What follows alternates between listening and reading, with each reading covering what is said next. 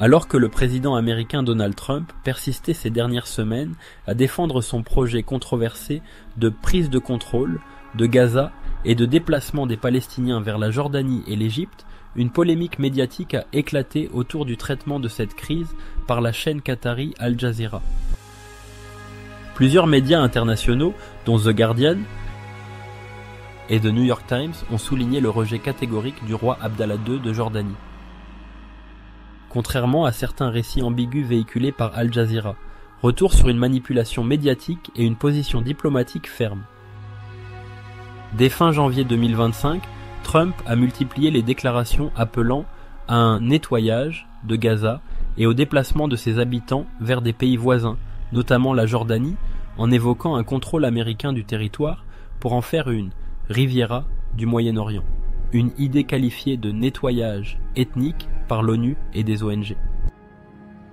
Le roi Abdallah II a immédiatement rejeté cette proposition, rappelant que la Jordanie est aux Jordaniens et la Palestine aux Palestiniens, une position réaffirmée lors d'un communiqué le 11 février. J'ai exprimé ma ferme opposition au déplacement des Palestiniens.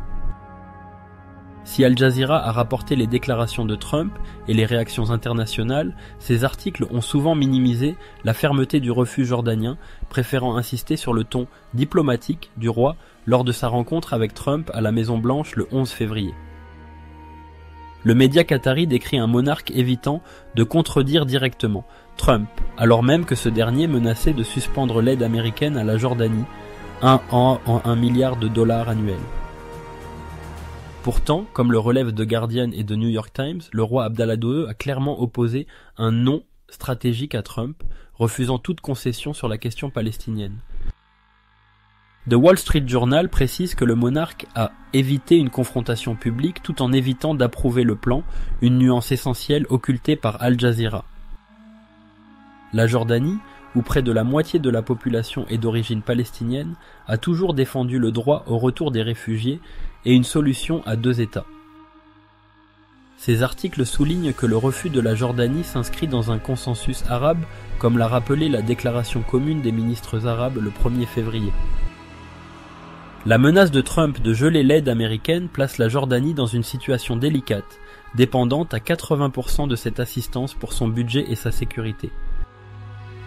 Toutefois, le roi Abdallah II mise sur des alliances alternatives, Golfe, UE, Chine, pour contrer le chantage. Parallèlement, la fragilité du cessez-le-feu à Gaza, menacée par les déclarations incendiaires de Trump, ajoute à la pression régionale. L'écart entre le traitement médiatique d'Al Jazeera et la réalité des faits illustre les biais géopolitiques qui entourent la crise gazoui. Loin des ambiguïtés rapportées, le roi Abdallah II a fermement défendu la cause palestinienne, alignant son pays sur une position arabe unie. Merci d'avoir regardé. N'oubliez pas de nous soutenir en aimant la vidéo, en vous abonnant à la chaîne et en activant la cloche pour recevoir toutes les nouveautés.